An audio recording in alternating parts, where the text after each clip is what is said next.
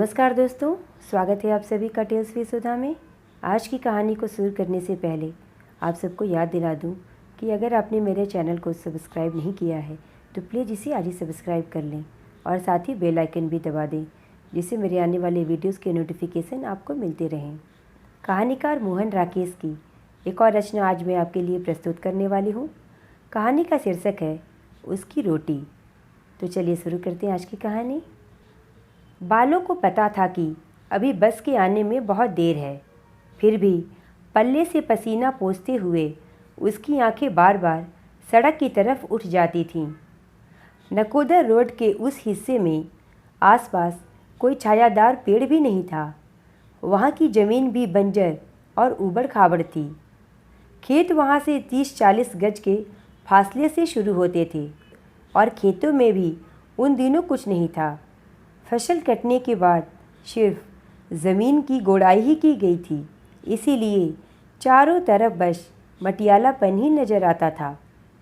गर्मी से पिघली हुई नकोदर रोड का हल्का सुरमई रंग ही उस मटियालेपन से जरा अलग था। जहाँ बालू खड़ी थी वहाँ से थोड़े फासले पर एक लकड़ी का खोखा था।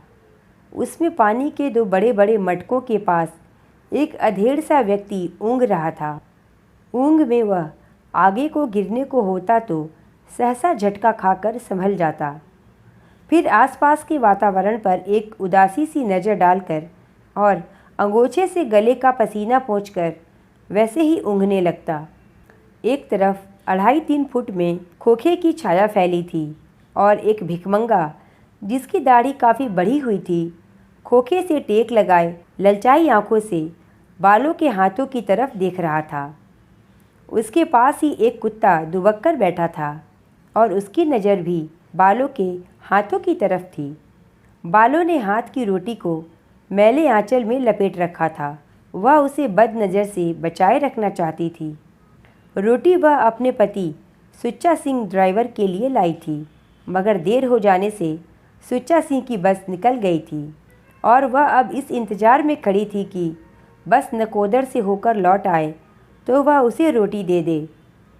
वह जानती थी कि उसके वक्त पर न पहुंचने से सुच्चा सिंह को बहुत गुस्सा आया होगा।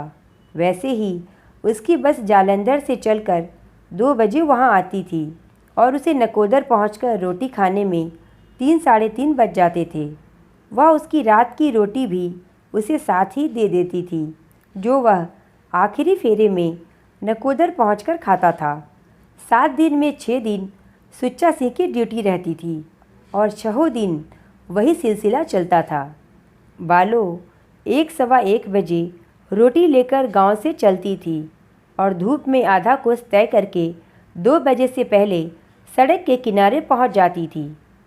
अगर कभी उसे 2-4 मिनट की देरी हो जाती तो सुच्चा सिंह किसी न किसी बहाने बस को वहां रोके रखता, मगर उसके आते ही उसे डांटने लगता कि वह सरकारी नौकर है, उसके बाप का नौकर नहीं कि उसके इंतज़ार में बस खड़ी रखा करे।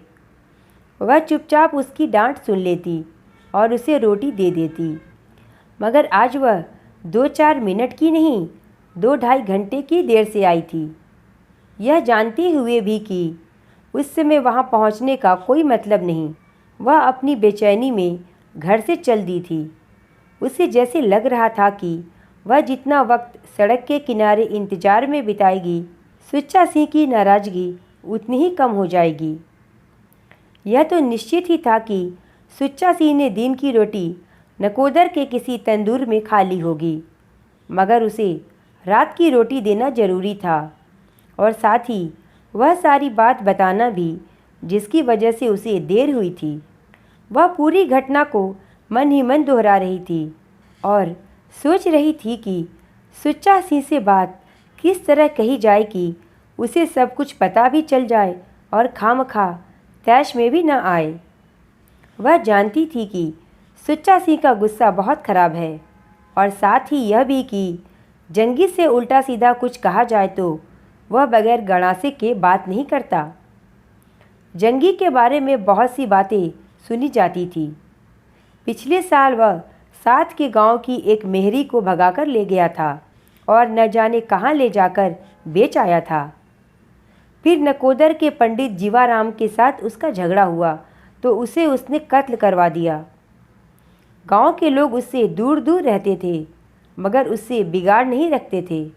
मगर उस आदमी की लाख बुराइयां सुनकर भी उसने यह नहीं सोचा था कि वह इतनी गिरी हुई हरकत भी कर सकता है कि 14 साल की जिंदा को अकेली देखकर उसे छेड़ने की कोशिश करे। वह यूं भी जिंदा से तिगुनी उम्र का था और अभी साल भर पहले तक उसे बेटी बेटी कहकर बुलाया करता था। मगर आज उसकी इतनी हिम्मत पड़ गई कि उसने खेत में से आती जिंदा का हाथ पकड़ लिया। बालों ने जिंदा को नंती के यहाँ से उपले मांग लाने को भेजा था। इनका घर खेतों के एक सिरे पर था और गांव के बाकी घर दूसरे सिरे पर थे। वह आटा गूंथकर इंतजार कर रही थी कि जिंदा उपले लेकर आए तो वह जल्दी से रोटियां सेक ले जिससे बस के वक्त से पहले सड़क पर पहुंच जाए। मगर जिंदा आई तो उसके हाथ खाली थे और उसका चेहरा हल्दी की तरह पीला हो रहा था। जब तक जिंदा नहीं आई थी उसे उस पर गुस्सा आ रहा था मगर उसे देखते ही उसका दिल एक अज्ञात आशंका से कांप गया। क्या हुआ जिंदो, ऐसे क्यों हो रही है? उसने ध्यान से उसे देखते हुए पूछा। जिंदा चुपचाप उसके पास आकर बैठ गई और बाहों में सिर डालकर रोने लगी। कसम खानी कुछ बताएगी भी? क्या बात हुई है? जिंदा कुछ नहीं बोली, सिर्फ उसके रोने की आवाज़ तेज हो गई। किसी ने कुछ कहा है तुझसे? बालों ने अब उसके सिर पर हाथ फेरते हुए पूछा। तू मुझे उपले वुपले लेने मत भेजा कर, जिंदा रोने के बीच उखड़ी उखड़ी आवाज़ में बोली। मैं आज से घर से बाहर नहीं जाऊंगी। मुआ जंगी आज मुझसे कहता था। और गला रुन जाने से वह आगे कुछ न कह सकी। क्या कहता था जंगी तुझसे, बता? बालों जैसे एक बोझ के नीचे दबकर बोली। कसम खानी अब बोलती क्यों नहीं? वह कहता था। जिंदा से सकती रही। चल जिंदा, अंदर चलकर शरबत पी ले, आज तू बहुत सोड़ी लग रही है। मुआ कमजात। बालों सहसा उबल पड़ी। मुए को अपनी माँ सोड़ी नहीं लगती? मुए की नज़र में कीड़े पड़े। निपुते, तेरे घर में लड़की होती तो इससे बड़ी होती, तेरे दीदे फटे। फिर तूने क्या कहा? मैंने कहा चाचा मुझे प्यास नहीं है। जिंदा कुछ संभलने लगी। फिर? बालू ने पूछा। कहने लगा, प्यास नहीं है तो भी एक घूंट पी लेना। चाचा का शरबत पिएगी तो याद करेगी। और मेरी बाँह पकड़कर खींचने लगा। हाय रे मौत मरे, तेरा कुछ न रहे, तेरे घर में आग लगे। आने दे सुच्चासी को, मैं तेरी बोटी बोटी न नुचवाऊँ तो कहना। जल मरे, तू सोया सो ही जाए। हाँ फिर? बालों ने पूछा। मैं बाँह छुड़ाने लगी तो मुझे मिठाई का लालच देने लगा। मेरे हाथ से उपले वही गिर पड़े। मैंने उन्हें वैसे ही पड़े रहने दिया और बाँह छुड़ाकर भाग आई। बालों ने ध्यान से जिंदा को सिर से पैर तक देखा और फिर अपने साथ सटा लिया। और तो कुछ नहीं कहा उसने। जब मैं थोड़ी दूर निकल आई तो पीछे से ही करके बोला, बेटी तू बुरा तो नहीं मान गई? अपने उपले तो उठाकर ले जा। मैं तो तेरे साथ हंसी कर रहा था, तू इतना भी नहीं समझती। चल आ इधर। नहीं आती तो मैं आज तेरे घर आकर तेरी बहन से शिकायत करूँगा कि जिंदा बहुत गुस्ताख हो गई है, कहा नहीं मानती। मगर मैंने न उसे जवाब दिया न मुड़कर उसकी तरफ देखा, सीधी घर चली आई। अच्छा किया, मैं मुँह की हड्डी पसली एक कराकर छोड़ूंगी। तू आने दे सुच्चासी को, मैं अभी जाकर उससे बात करूंगी। इसे यह नहीं पता कि जिंदा सुच्चासी ड्राइवर की साली है। जरा सोच समझकर हाथ लगाऊं। फिर कुछ सोचकर उसने पूछा, वहाँ तुझे और किसी ने तो नहीं देखा? नहीं, खेतों के इस तरफ आम के पेड़ के नीचे राधू चाचा बैठा था। उसने देखकर पूछा कि बेटी इस वक्त धूप में कहाँ से आ रही है? तो मैंने कहा कि बहन के पेट में दर्द था, हकीम जी से चूरन लाने गई थी।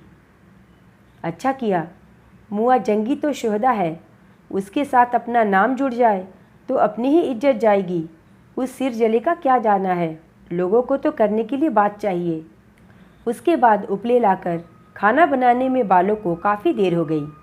जिस वक्त उसने कटोरे में आलू की तरकारी और आम का अचार रखकर उसे रोटियों के साथ खद्दर के टुकड़े में लपेटा, उसे पता था कि 2 कब के बज चुके हैं और वह दोपहर की रोटी सुच्चा सिंह को नहीं पहुंचा सकती। इसीलिए वह रोटी रखकर इधर उधर के काम करने लगी। मगर जब बिल्कुल खाली हो गई तो उससे यह नहीं हुआ कि बस के अंदाजे से घर से चले। मुश्किल से 3:30-4 ही बजे थे कि वह चलने के लिए तैयार हो गई। बहन, तू कब तक आएगी? जिंदा ने पूछा। दिन ढलने से पहले आ जाऊंगी। जल्दी आ जाना, मुझे अकेले डर लगेगा। डरने की क्या बात है? बालो दिखावटी साहस के साथ बोली। किसकी हिम्मत है जो तेरी तरफ आंख उठाकर भी देख सके? सुच्चा सी को पता लगेगा तो वह उसे कच्चा नहीं चबा जाएगा। वैसे मुझे ज़्यादा देर नहीं लगेगी, सांझ से पहले ही घर पहुंच जाऊंगी। तू ऐसा करना कि अंदर से सांकल लगा लेना, समझी? कोई दरवाज़ा खटखटाए तो पहले नाम पूछ लेना। फिर उसने ज़रा धीमे स्वर में कहा, और अगर जंगी आ जाए और मेरे लिए पूछे कि कहाँ गई है तो कहना कि सुच्चा सिंह को बुलाने गई है, समझी? पर नहीं, तू उससे कुछ नहीं कहना, अंदर से जवाब ही नहीं देना, समझी? वह दहलीज के पास पहुंची तो जिंदा ने पीछे से कहा, बहन, मेरा दिल धड़क रहा है। तू पागल हुई है, बालों ने उसे प्यार के साथ झिड़क दिया। साथ गांव है, फिर डर किस बात का है? और तू आप भी मुटियार है, इस तरह घबराती क्यों है? मगर जिंदा को दिलासा देकर भी उसकी अपनी तसल्ली नहीं हुई। सड़क के किनारे पहुंचने के वक्त से ही वह चाह रही थी कि किसी तरह बस जल्दी से आ जाए, जिससे वह रोटी देकर झटपट जिंदा के पास वापस पहुंच जाए। वीरा, 2 बजे वाली बस को गए कितनी देर हुई है? उसने भिखमंगे से पूछा, जिसकी आंखें अब भी उसके हाथ की रोटी पर लगी थीं। धूप की चुभन अभी कम नहीं हुई थी, हालांकि खोखे की छाया अब पहले से काफ़ी लंबी हो गई थी। कुत्ता प्याऊ के तख्त के नीचे पानी को मुंह लगाकर अब आसपास चक्कर काट रहा था। पता नहीं बैणा, भिखमंगे ने कहा। कई बसें आती हैं, कई जाती हैं, यहाँ कौन घड़ी का हिसाब है? बालो चुप हो रही। एक बस अभी थोड़ी ही देर पहले नकोदर की तरफ गई थी। उसे लग रहा था धूल के फैलाव के दोनों तरफ 2 अलग अलग दुनियाएं हैं। बसें एक दुनिया से आती हैं और दूसरी दुनिया की तरफ चली जाती हैं।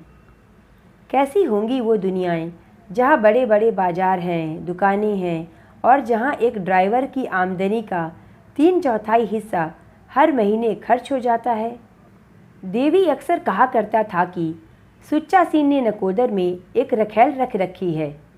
उसका कितना मन होता था कि वह एक बार उस औरत को देखे। उसने एक बार सुच्चा सिंह से कहा भी था कि उसे वह नकोदर दिखा दे, पर सुच्चा सिंह ने डांटकर जवाब दिया था, क्यों, तेरे पर निकल रहे हैं? घर में चैन नहीं पड़ता? सुच्चा सिंह वह मर्द नहीं है कि औरत की बाँह पकड़कर उसे सड़कों पर घुमाता फिरे। घूमने का ऐसा ही शौक़ है तो दूसरा खत्म कर ले, मेरी तरफ से तुझे खुली छुट्टी है। उस दिन के बाद वह यह बात जबान पर भी नहीं लाई थी। सुच्चा सिंह कैसा भी हो, उसके लिए सब कुछ वही था। वह उसे गालियाँ देता था, मार पीट लेता था, फिर भी उससे इतना प्यार तो करता था कि हर महीने तनख्वाह मिलने पर उसे 20 रुपये दे जाता था। लाख बुरी कहकर भी वह उसे अपनी घरवाली तो समझता था। जबान का कड़वा भले ही हो, पर सुच्चा सिंह दिल का बुरा हरगिज़ नहीं था। वह उसके जिंदा को घर में रख लेने पर अक्सर कूड़ा करता था, मगर पिछले महीने खुद ही जिंदा के लिए कांच की चूड़ियाँ और 2.5 गज मलमल लाकर दे गया था। एक बस धूल उड़ाती आकाश के उस छोर से इस तरफ को आ रही थी। बालों ने दूर से ही पहचान लिया कि वह सुच्चा सिंह की बस नहीं है। फिर भी बस जब तक पास नहीं आ गई, वह उत्सुक आंखों से उस तरफ देखती रही। बस प्याऊ के सामने आकर रुकी। एक आदमी प्याज और शलगम का गट्ठर लिए बस से उतरा। फिर कंडक्टर ने ज़ोर से दरवाज़ा बंद किया और बस आगे चल दी। जो आदमी बस से उतरा था उसने प्याऊ के पास जाकर प्याऊ वाले को जगाया और चुल्लू से 2 लोटे पानी पीकर मूछें साफ करता हुआ अपने गट्ठर के पास लौट आया। वीरा, नकोदर से अगली बस कितनी देर में आएगी? बालू ने 2 कदम आगे जाकर उस आदमी से पूछ लिया। घंटे घंटे के बाद बस चलती है माई। वह बोला, तुझे कहाँ जाना है? जाना नहीं है वीरा, बस का इंतज़ार करना है। सुच्चा सिंह ड्राइवर मेरा घरवाला है, उसे रोटी देनी है। ओह सुच्चा सिंह। और उस आदमी के होठों पर खास तरह की मुस्कुराहट आ गई। तू उसे जानता है? बालो ने पूछा। उसे नकोदर में कौन नहीं जानता? बालो को उसका कहने का ढंग अच्छा नहीं लगा, इसलिए वह चुप हो रही। सुच्चा सिंह के बारे में जो बातें वह खुद जानती थी, उन्हें दूसरों के मुंह से सुनना उसे पसंद नहीं था। उसे समझ नहीं आता था कि दूसरों को क्या हक है कि वे उसके आदमी के बारे में इस तरह की बातें करें। सुच्चा सिंह शायद अगली बस लेकर आएगा, वह आदमी बोला। हाँ, इसके बाद अब उसी की बस आएगी, बालो ने कहा। बड़ा जालिम है जो तुझसे इस तरह इंतज़ार कराता है। चल वीरा, अपने रास्ते चल, बालो चिढ़कर बोली। वह क्यों इंतज़ार कराएगा? मुझे ही रोटी लाने में देर हो गई थी, जिससे बस निकल गई। वह बेचारा सवेरे से भूखा बैठा होगा। भूखा? कौन, सुच्चा सिंह? और वह व्यक्ति दांत निकालकर हंस दिया। बालों ने मुंह दूसरी तरफ कर लिया। या साईं सच्चे, कहकर उस आदमी ने अपना गट्ठर सिर पर उठा लिया और खेतों की पगडंडी पर चल दिया। बालों की दाईं टांग सो गई थी। उसने भार दूसरी टांग पर बदलते हुए एक लंबी सांस ली और दूर तक के वीराने को देखने लगी। न जाने कितनी देर बाद आकाश के उसी कोने से उसे दूसरी बस अपनी तरफ आती नजर आई। तब तक खड़े खड़े उसके पैरों की एड़ियां दुखने लगी थीं। बस को देखकर वह पोटली का कपड़ा ठीक करने लगी। उसे अफसोस हो रहा था कि वह रोटियां कुछ और देर से बनाकर क्यों नहीं लाई, जिससे वे रात तक कुछ और ताज़ा रहतीं। सुच्चा सिंह को कड़ा प्रसाद का इतना शौक है, उसे क्यों यह ध्यान नहीं आया कि आज थोड़ा कड़ा प्रसाद ही बनाकर ले आए। खैर, कल गुरु पर्व है, कल जरूर कड़ा प्रसाद बनाकर लाएगी। पीछे गर्द की लंबी लकीर छोड़ती हुई बस पास आती जा रही थी।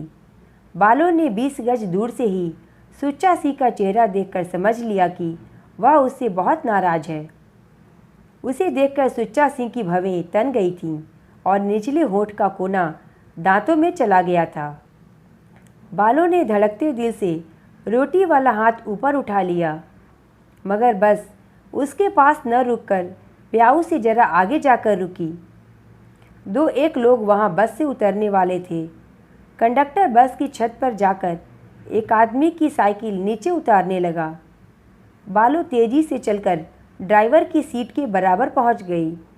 सुच्चा सिंह, उसने हाथ ऊंचा उठाकर रोटी अंदर पहुंचाने की चेष्टा करते हुए कहा। रोटी ले ले। हट जा। सुच्चा सिंह ने उसका हाथ झटककर पीछे हटा दिया। सुच्चा सिंह, 1 मिनट नीचे उतरकर मेरी बात सुन ले। आज एक खास वजह हो गई थी, नहीं तो मैं। बक नहीं, हट जा यहाँ से, कहकर सुच्चा सिंह ने कंडक्टर से पूछा कि वहाँ का सारा सामान उतर गया है या नहीं। बस एक पेटी बाकी है, उतार रहा हूँ, कंडक्टर ने छत से आवाज़ दी। सुच्चा सिंह, मैं 2 घंटे से यहाँ खड़ी हूँ, बालों ने मिन्नत के लहजे में कहा। तू नीचे उतरकर मेरी बात तो सुन ले। उतर गई पेटी? सुच्चा सिंह ने फिर कंडक्टर से पूछा। हाँ चलो, पीछे से कंडक्टर की आवाज़ आई। सुच्चा सिंह, तू मुझ पर नाराज़ हो ले, पर रोटी तो रख ले। तू मंगलवार को घर आएगा तो मैं तुझे सारी बात बताऊंगी। मंगलवार को घर आएगा तेरा। और एक मोटी सी गाली देकर सुच्चा सिंह ने बस स्टार्ट कर दी। दिन ढलने के साथ साथ आकाश का रंग बदलने लगा था। बीच बीच में कोई एकाध पक्षी उड़ता हुआ आकाश को पार कर जाता था। खेतों में कहीं कहीं रंगीन पगड़ियाँ दिखाई देने लगी थीं। बालों ने प्याऊ से पानी पिया और आंखों पर चींटे मारकर आंचल से मुंह पोंछ लिया। फिर प्याऊ से कुछ फासले पर जाकर खड़ी हो गई। वह जानती थी अब सुच्चा सिंह की बस जालंधर से 8-9 बजे तक वापस आएगी। क्या तब तक उसे इंतज़ार करना चाहिए? सुच्चा सिंह को इतना तो करना चाहिए था कि उतरकर उसकी बात सुन लेता। उधर घर में जिंदा अकेली डर रही होगी। मुआ जंगी पीछे किसी बहाने से आ गया तो सुच्चा सिंह रोटी ले लेता तो वह आधे घंटे में घर पहुंच जाती।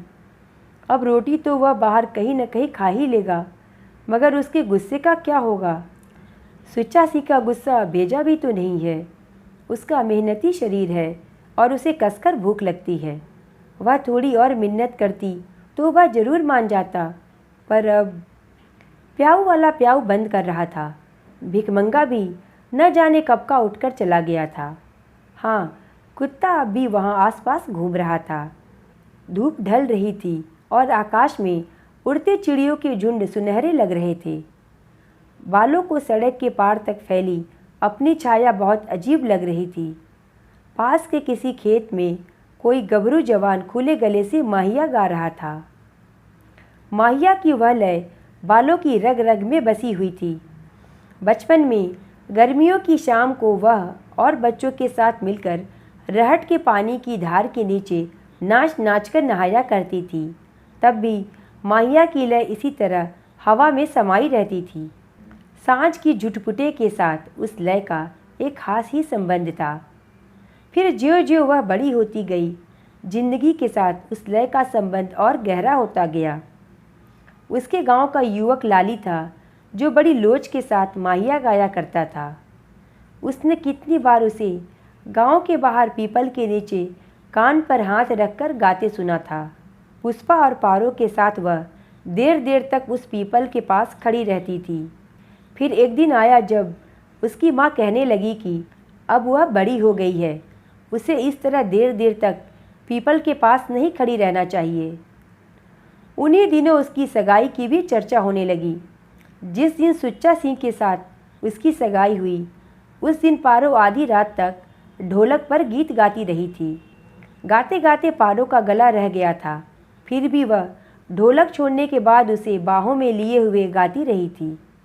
बालो नहीं जानती थी कि उसका वर कौन है, कैसा है, फिर भी उसका मन कहता था कि उसके वर की शक्ल सूरत ठीक वैसी ही होगी जैसी कि गीत की कड़ियाँ सुनकर सामने आती हैं। सुहाग रात को जब सुच्चा सिंह ने उसके चेहरे से घूंघट हटाया तो उसे देखकर लगा कि वह सचमुच बिल्कुल वैसा ही कान्हा कन्हैया वर पा गई है। सुच्चा सिंह ने उसकी ठोड़ी ऊंची की तो न जाने कितनी लहरें उसके सिर से उठकर पैरों के नाखूनों में जा समाई। उसे लगा कि जिंदगी न जाने ऐसी कितनी सिहरनों से भरी होगी जिन्हें वह रोज़ रोज़ महसूस करेगी और अपनी याद में संजोकर रखती जाएगी। तू हीरे की कड़ी है, हीरे की कड़ी, सुच्चा सिंह ने उसे बाहों में भरकर कहा था। उसका मन हुआ था कि कहे, यह हीरे की कड़ी तेरे पैर की धूल के बराबर भी नहीं है, मगर वह शर्माकर चुप रह गई थी। माई, अंधेरा हो रहा है, अब घर जा, यहाँ खड़ी क्या कर रही है? प्याऊ वाले ने चलते हुए उसके पास रुककर कहा। वीरा, यह बस 8-9 बजे तक जालंधर से लौटकर आ जाएगी ना? बालों ने दयनीय भाव से उससे पूछ लिया। क्या पता कब तक आए, तू उतनी देर यहाँ खड़ी रहेगी? वीरा, उसकी रोटी जो देनी है, उसे रोटी लेनी होती तो ले ना लेता, उसका तो दिमाग ही आसमान पर चढ़ा रहता है, प्याऊ वाले ने कहा। वीरा, मर्द कभी नाराज हो ही जाता है, इसमें ऐसी क्या बात है? बालो बोली। अच्छा खड़ी रह, तेरी मर्जी, बस 9 से पहले क्या आएगी? चल, जब भी आए। प्याऊ वाले से बात करके वह निश्चय खुद ब खुद हो गया जो वह अब तक नहीं कर पाई थी कि उसे बस के जालंधर से लौटने तक वहाँ रुकी रहना है। जिंदा थोड़ा डरेगी, इतना ही तो है ना। जंगी की अब दोबारा उससे कुछ कहने की हिम्मत नहीं पड़ सकती। आखिर गांव की पंचायत भी तो कोई चीज़ है। दूसरों की बहन बेटी पर बुरी नज़र रखना क्या मामूली बात है? सुच्चा सिंह को पता चल जाए तो वह उसे केसों से पकड़कर सारे गांव में नहीं घसीट देगा। मगर सुच्चा सिंह को यह बात न बताना ही शायद बेहतर होगा।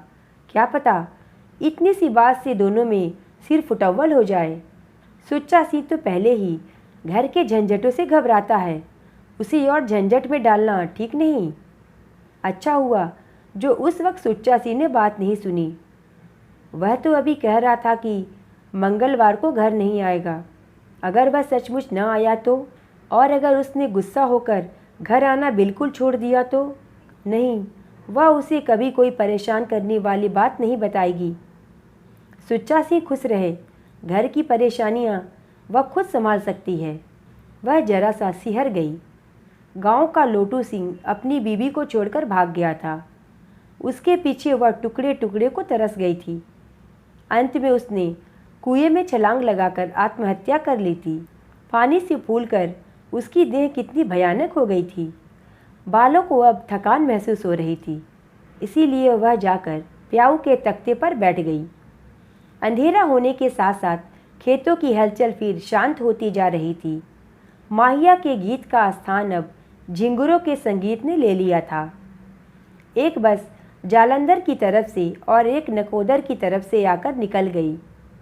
सुच्चा सिंह जालंधर से आखिरी बस लेकर आता था। उसने पिछली बस के ड्राइवर से पता कर लिया था कि अब जालंधर से एक ही बस आनी रहती है। अब जिस बस की बत्तियां दिखाई देंगी वह सुच्चा सिंह की ही होगी। थकान के मारे उसकी आंखें मूंदी जा रही थीं। वह बार बार कोशिश से आंखें खोलकर उन्हें दूर तक के अंधेरे और उन काली छायाओं पर केंद्रित करती जो धीरे धीरे गहरी होती जा रही थी।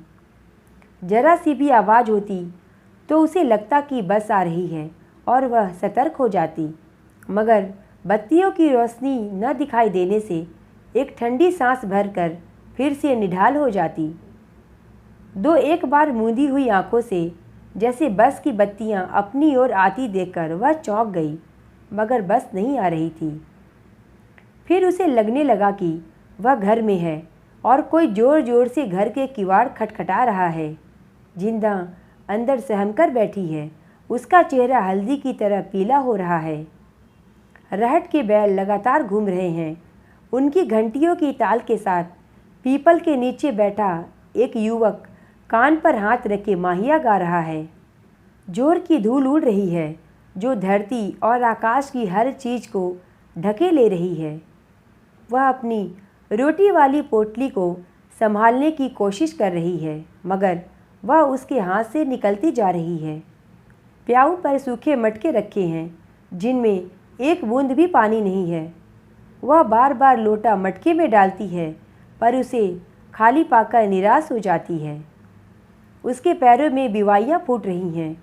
वह हाथ की उंगलियों से उन पर तेल लगा रही है, मगर लगाते लगाते ही तेल सूखता जाता है। जिंदा अपने खुले बाल घुटनों पर डाले रो रही है, कह रही है, तू मुझे छोड़कर क्यों गई थी? क्यों गई थी मुझे छोड़कर? हाय, मेरा परांदा कहाँ गया? मेरा परांदा किसने ले लिया? सहसा कंधे पर हाथ के छूने से वह चौंक गई। सुच्चा सिंह, उसने जल्दी से आंखों को मल लिया। तू अब तक घर नहीं गई? सुच्चा सिंह तख्ते पर उसके पास ही बैठ गया। बस ठीक प्याऊ के सामने खड़ी थी। उस वक्त उसमें एक सवारी नहीं थी। कंडक्टर पीछे की सीट पर ऊँघ रहा था। मैंने सोचा रोटी देकर ही जाऊंगी। बैठे बैठे झपकी आ गई। तुझे आए बहुत देर तो नहीं हुई? नहीं, अभी बस खड़ी की है। मैंने तुझे दूर से ही देख लिया था। तू इतनी पागल है कि तब से अब तक रोटी देने के लिए यही बैठी है। क्या करती? तू जो कह गया था कि मैं घर नहीं आऊँगा। और उसने पलके झपक कर अपने उमड़ते आंसुओं को सुखा देने की चेष्टा की। अच्छा ला, दे रोटी और घर जा। जिंदा वहाँ अकेली डर रही होगी। सुच्चा सिंह ने उसकी बाँह थपथपा दी और उठ खड़ा हुआ। रोटी वाला कटोरा उससे लेकर सुच्चा सिंह उसकी पीठ पर हाथ रखे हुए उसे बस के पास तक ले आया। फिर वह उचक्कर अपनी सीट पर बैठ गया। बस स्टार्ट करने लगा तो वह जैसे डरते डरते बोली, सुच्चा सियाँ, तू मंगल को घर आएगा ना? हाँ आऊँगा। तुझे शहर से कुछ मंगवाना हो तो बता दे। नहीं, मुझे मंगवाना कुछ नहीं है। बस घर घर आने लगी तो वह 2-1 कदम पीछे हट गई। सुच्चा सिंह ने अपनी दाढ़ी मूछ पर हाथ फेरा, एक डकार लिया और उसकी तरफ देखकर पूछ लिया, तू उस वक्त क्या बात बताना चाहती थी? नहीं, ऐसी कोई ख़ास बात नहीं थी। मंगल को घर आएगा ही। अच्छा, अब जल्दी से चली जा, देर न कर, 1 मील बाट है। सुच्चा सियाँ, कल गुरु पर्व है, कल मैं तेरे लिए कड़ा प्रसाद बनाकर लाऊंगी। अच्छा अच्छा, सुच्चा सिंह ने कहा। बस चल दी। बालों पहियों की धूल में घिर गई। धूल साफ होने पर उसने पल्ले से आंखें पोंछ ली और तब तक बस के पीछे की लाल बत्ती को देखती रही जब तक वह आंखों से ओझल नहीं हो गई। यह थी कहानी उसकी रोटी। आपको यह कहानी कैसी लगी मुझे कमेंट करके ज़रूर बताएं और अगर पसंद आई हो तो प्लीज़ इसे लाइक और शेयर करें और मेरे चैनल को सब्सक्राइब करें। धन्यवाद।